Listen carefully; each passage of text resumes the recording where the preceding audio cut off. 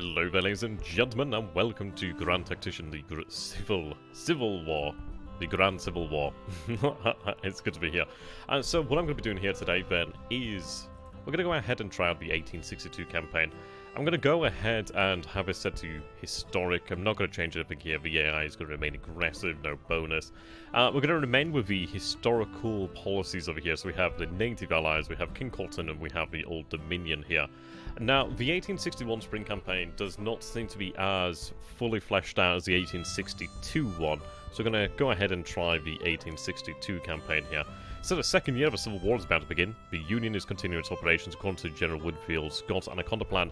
The Union Navy is blockading the Confederate coastline, while on the western theater, Union armies have started their attack south along the Mississippi. In an attempt to cut the Confederacy in half, first major victories have already been won. Okay. Yep, so we do need to prepare to resist the Anaconda plan, which is going to be easier said than done, really. So we're going to go ahead, I'm going to start a new campaign here. Hey, did that dial? Dear? Yeah, this is it. I thought I'd like, give it a little bit of time, see what the feedback is like, and then go ahead and try another campaign. The only issue is we can only have one campaign slot here, which is a shame. So every time we do start a different game, it is a new game. But we'll try and keep one going. That'd be quite nice. So, the Old Dominion, King Colton, and native allies should help us. Now, I did have a comment pointing out that Richmond is an especially important city considering it has a great deal of industry there. Which does make sense. It's going to be interesting. We're going to have to take a look and just see where the, where our assets lie, where the Union forces are. Take a look at the actual terrain, really.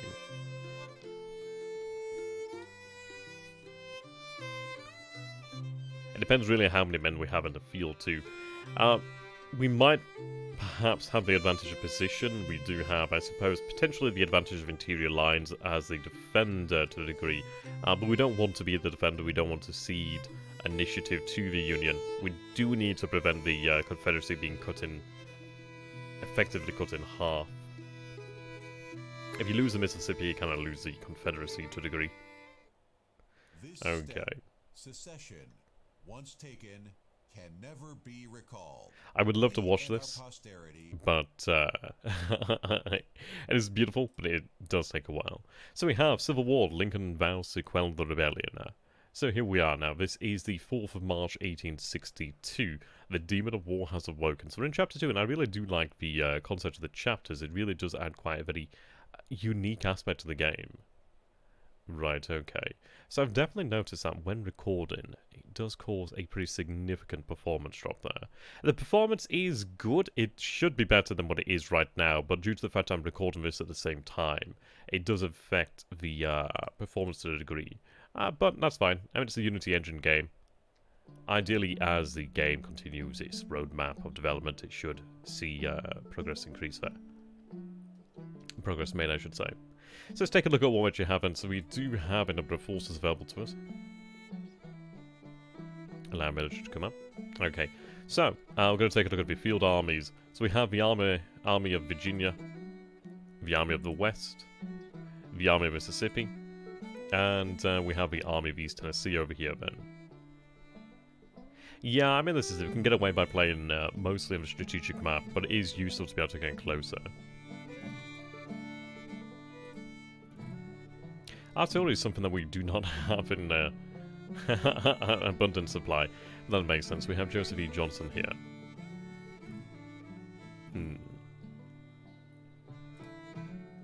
How you doing there, Corvo? Good to have you, my friend. Well, this is it. We're going to have to take a look at the situation and see what the Union has for us. So we do have a number of actual units over here, then. So it looks like we have a number of forts over here along the river, which is nice. Okay.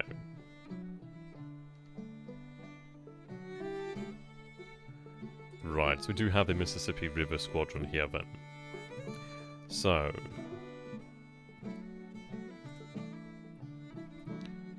we have a third-rate steamer here.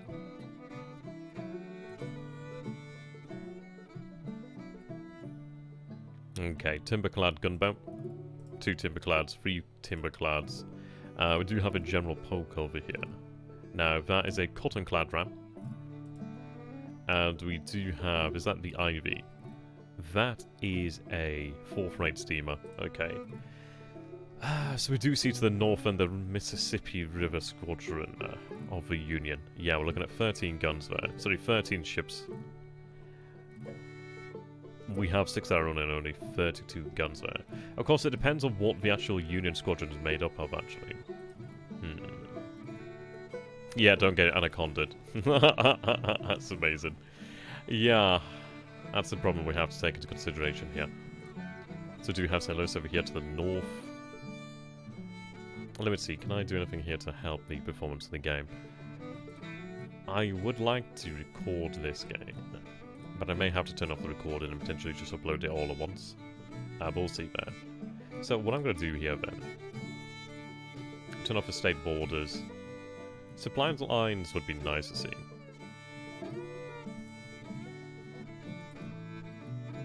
Command and control, okay. Movement arrows. Look come in handy. Telegraph lines.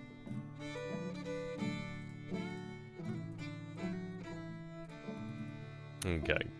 I may potentially turn the industry off, the map icons off for the time being. So that shows the icons for building cities and infrastructure. That might potentially improve the performance here. It shouldn't be too bad. Okay, so what we need to take a look at is what we actually have in the field. So we have First Corps over here then, which is made up of just shy of 9,000 men. We do have the actual army down here to the south. We have the Army of the Mississippi. We have Second Corps as well then. So if we take a look at the actual geography of the area, the issue is there's a number of bridges that we'd have to ford here. We'd have to cross, I should say. We do have a ford which does help us, which is something there.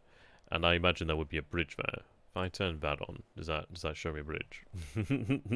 Yes, there's a bridge there. I know, we are shown a ferry. I'd imagine there's a bridge there. Okay. It may be because we turned those off, so I might as well just keep them off. So we can see a number of ferries out here then. We do see over here then Fort Hellman. 5,000 troops there. Oh, sorry, no, 161 troops there.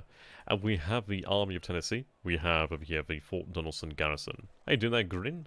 Grim, good to have you. Shitty. I like that. Right. So the terrain here then looks to be forested.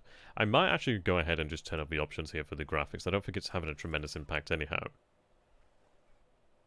Let's see. If I go on high, does that make a difference? It might be just at a point in time where it doesn't actually make a difference if it's on or not. So we'll have that on there. Might as well make it a pretty experience.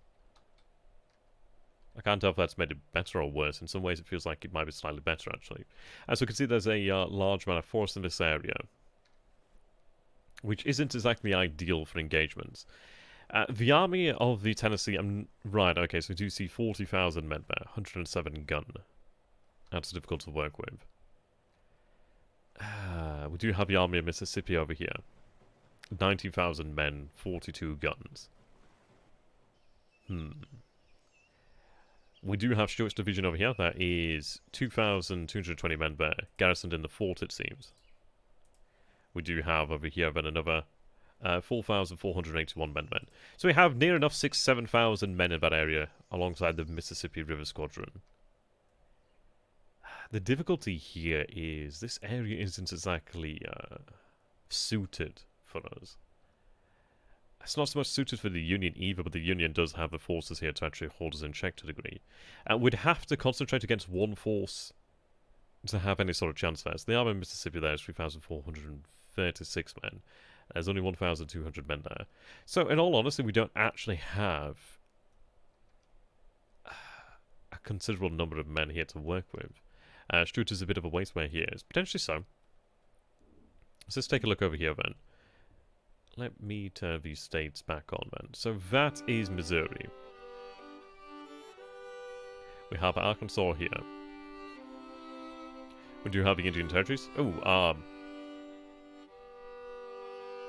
Oh, this is in Mexico, isn't it? Yes. I was going to say, wait, what? The French invaded? No, thankfully not. How you doing there? Ove Cato Borsheim, good to have you, my man. So, the European intervention in Mexico is proceeding in accordance to the Convention of Soledad. Can't quite read that.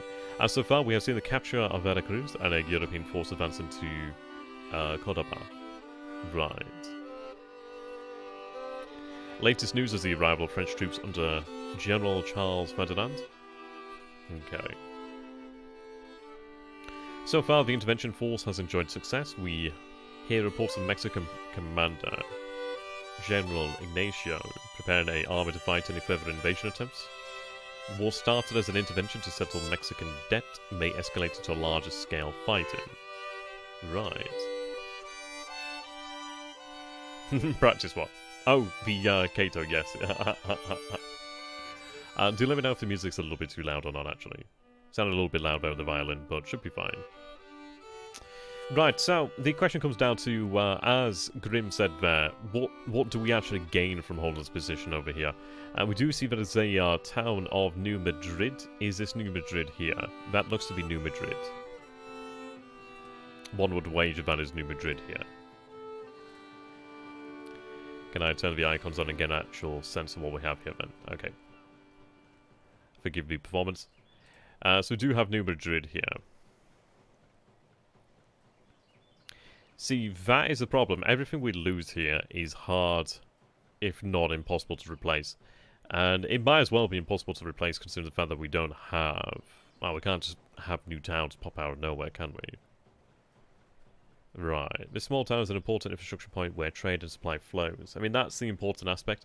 But I don't think I gain anything from actually being on this side of the river. The issue is if I surrender this side of the river, I'm not going to be crossing back over to this side of the river again. I do have Columbus over here. Now, Columbus actually seems to be a larger town. I wish I had some sort of population statistics to work with. There might be, but I'm not seeing it right now. Right, so we do have a number of assets in here. Oh, I can actually click on that and just show you that. Ah, that's intriguing. That's intriguing. I didn't know you could do that. Transport capacity is 1.2. And the important thing about Columbus is the fact that it's actually on the rail line, so that's actually something that's rather important there. It controls the Mississippi a bit, but I feel that would be better used in an army of the Mississippi first call. Potentially so. I mean, this is a problem. Well, I suppose it's not too bad. We still have the fortress over here. It would be far superior to control both sides of the river, but we do have the actual river gunboat squadron here to help us with that. But I don't think they're going to be anywhere near enough. I do have 27 guns over here. We have 12 guns over here. Let's see. Infantry, of course. Right, okay. Their readiness is in excellent, is rated excellent. Their intelligence is rated excellent. Okay. Yeah, what I'm thinking about then is potentially... the issue is if we leave things as they are, we maybe just slowly push back. And by slowly, I don't even think it's going to go slowly. I think it'd be quite quick, considering the Union could push down the river. The Army of Ohio is 18,000 men now. And that's the difficulty. We see the Army of the Mississippi, we see the Army of the Tennessee, and we see the Army of the Ohio. So it's 18,000 men, but that's by far the weakest there. Only 15 guns. It does make me wonder, potentially, could we advance upon the Army of Ohio? Now, the Army of Ohio there is in control. Is that Nashville, Tennessee? Right, yes, okay. We'd have to be extraordinarily lucky or extremely fast to be able to move into Nashville and engage against the enemy without the Army of the Tennessee interfering. That's a lot of men there. The army that we could potentially march upon would be the Army of Mississippi, but the Army of Mississippi isn't a slouch either. 90,000 men. But it is considerably... well, actually, they're not too distant from each other. Yeah, this is a difficulty here. Let's go ahead and get a sense of how much we actually have here, then. So we do have the Army of the Mississippi. The Army of the Mississippi isn't going to do us very much good here at this moment in time. They're simply in a holding position. And let's go ahead and get a sense of how strong they are, though. The issue is we lack artillery, but the enemy does to an extent as well in certain parts. So the Army of the Mississippi is about 36,000 men. We have First Corps over here. There's a number of disabled there. We do have the commander. So he's a major general. Branch of the arms is artilleryman. He's a West Point graduate. Right, initiative isn't a tremendous problem right now. I don't need my corps commanders actually going off on their own. We do have Braxton Bragg over here, so he's obviously quite the able administrator. He is a West Point graduate as well. He's a veteran of the Mexican-American War. His branch of arms is the artillery as well. We have a cavalryman over here. Right. We do have a distinct lack of cavalry, in all honesty. So we can see here, West Point graduate for the Mexican-American War. Okay. So, a distinguished administrator as well here. Not so much, but he's not poor. He's a volunteer. Huh, that's pretty impressive, actually. Hardy is one of the best in the West, you say. Right, Albert S. Johnston.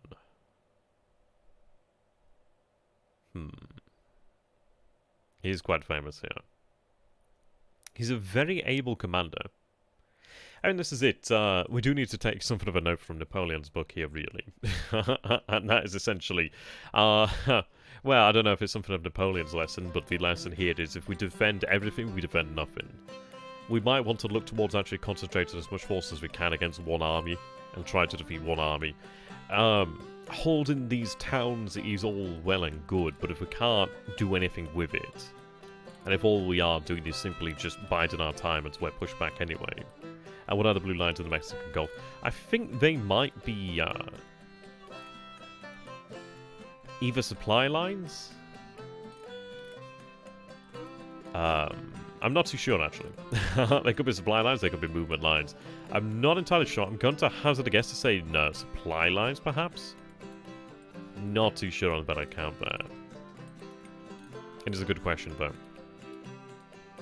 Okay. Possibly. So we have a number of squadrons down here, then. Is that a lake? Oh, wow. It is a lake, isn't it? How awesome is that?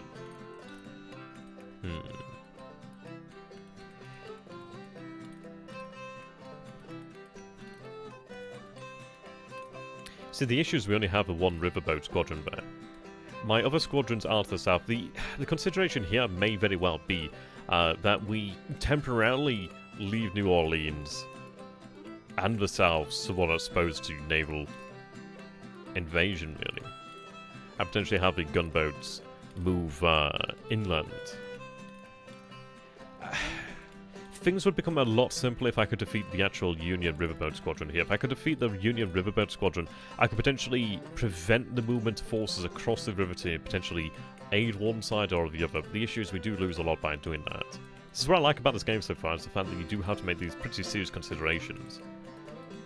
And if we take a look over here, the lake is probably the one where I could take men from.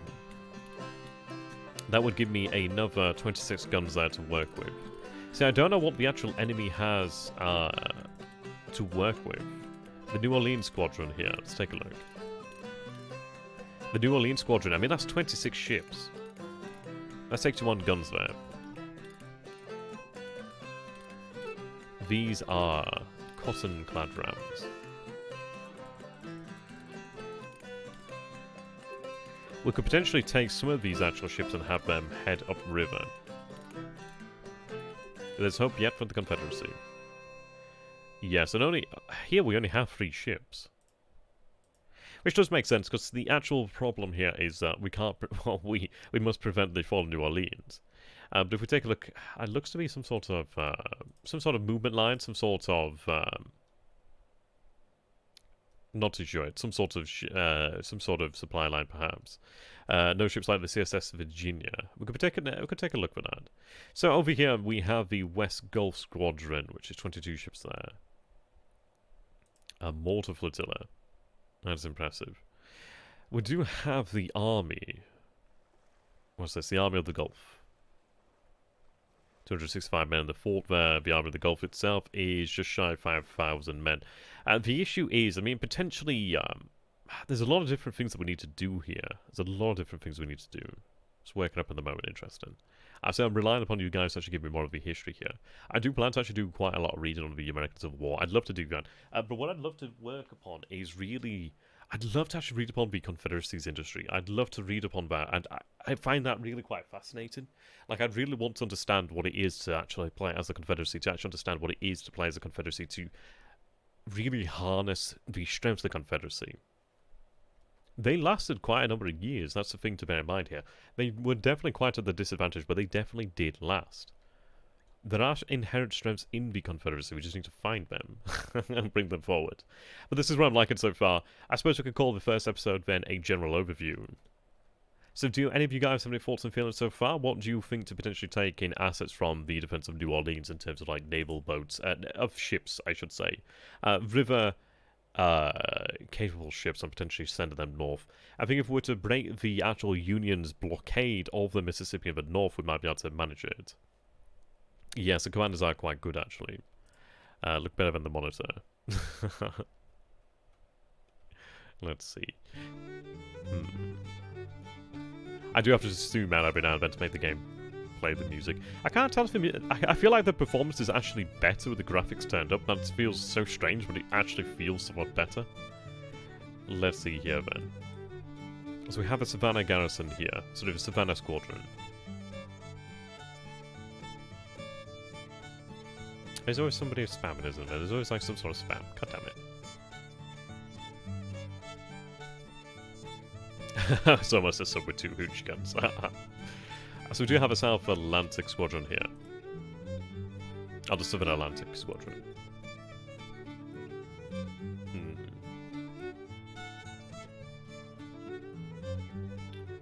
Right, well it doesn't look like Fort Macon's doing very well at this moment in time. I swear to God, the performance actually does feel better right now. Right, okay.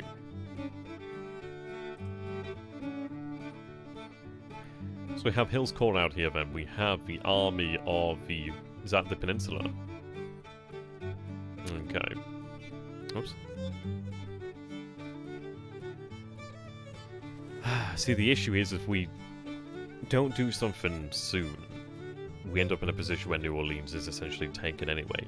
I don't think I'd take the entire squadron of actual river-capable ships there, but I think I'd probably take some that could potentially head up the river. So we do have the Department of Virginia. We do have the Army of the Peninsula, which is 12,000 men, 15 cannon. We do have the Department of Virginia, no cannon there, but we do have a fortress of Fort Monroe. We could potentially defeat the force there. We do have a fortress. I need to relieve Norfolk. We do need to seize this fortress here. The issue is we do see quite the command of the sea by the Union. But breaking that stranglehold has to be a priority. I do have a number of actual... Oh, so we do have CSS Virginia here. She's a casemate ironclad ram. What is the Union Jack up in green? The Union Jack up in green. Wait, who was that? I didn't see that. Right, okay, we do have a second-rate steamer here. The teaser. Oh, the intervention. Ah! There we go. Oh, the Union Jack. I thought you meant like a jack-up. I thought it was like some sort of like nickname, like a jack-off or something. So we do have 25% British intervention. So there is a chance for intervention by the British. We'd obviously have to push that up there considerably. So CSS Virginia. Yeah, she does look pretty damn fantastic, actually. Very pretty. So we could potentially advance upon the fortress here with support of the actual river squadron. Freeing the actual Gosport shipyard would be quite nice. We do have funds to work with, which is good. So I'm quite happy about that. Actually, I do wonder if those bridges were blown, considering I can actually see the bridges over here, so they might have been blown elsewhere. As we do have a fortress out here, so Fort Darling Garrison. Okay, superb name. We do have a corps over here, so this is Hill's Corps. 10,000 men there. So we have Army of Virginia. That's a very large force there.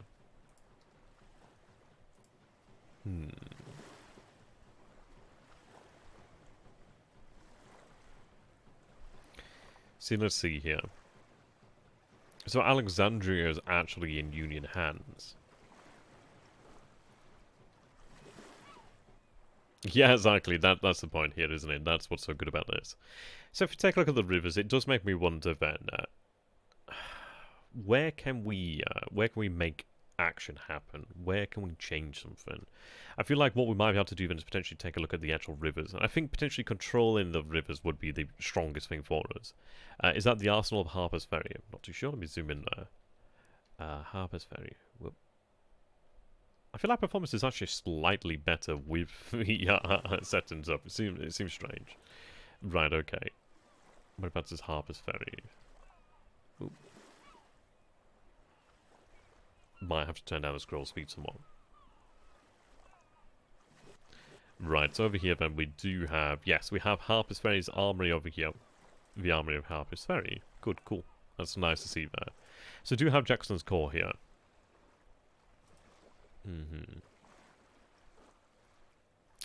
I'd love to have that iron mine there.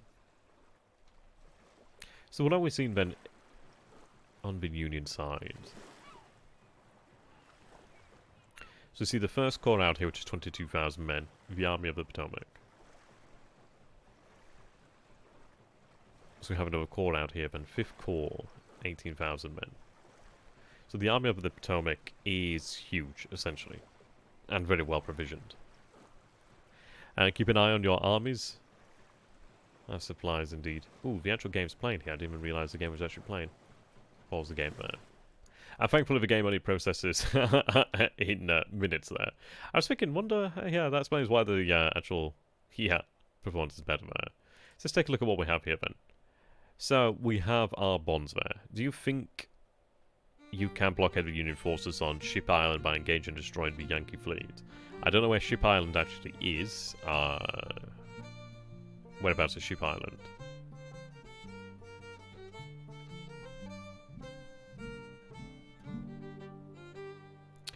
The peninsula, I think, is...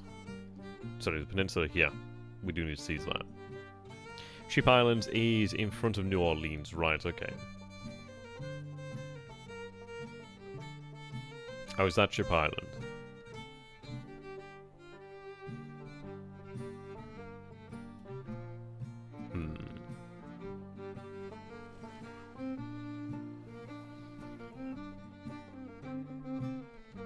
See, the interesting thing here is it comes down to what kind of ships they actually have in the blockading squadrons. And they have 22 here, and they have a mortar battalion here. But we're operating then inland, which is interesting. I do wonder what we could do with that.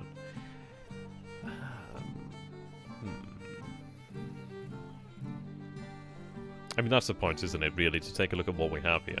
Because if we're looking at potentially these fellows over here, they're armoured. I mean, this is armoured with iron, which makes a considerable difference there. At least the Hundley. Exactly. Let's take a look then. Can I form potentially another force out here? Let's see. So we have stance, we have fleet orders, we have movement, and managed fleet. So New Orleans Squadron.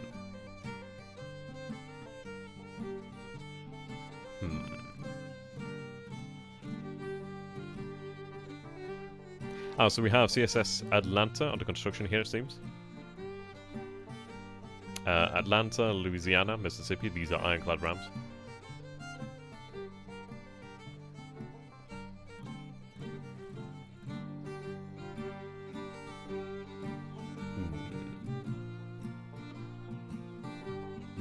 God, I love that music. And perhaps if you take Fort Monroe in the peninsula, you can threaten their blockade there.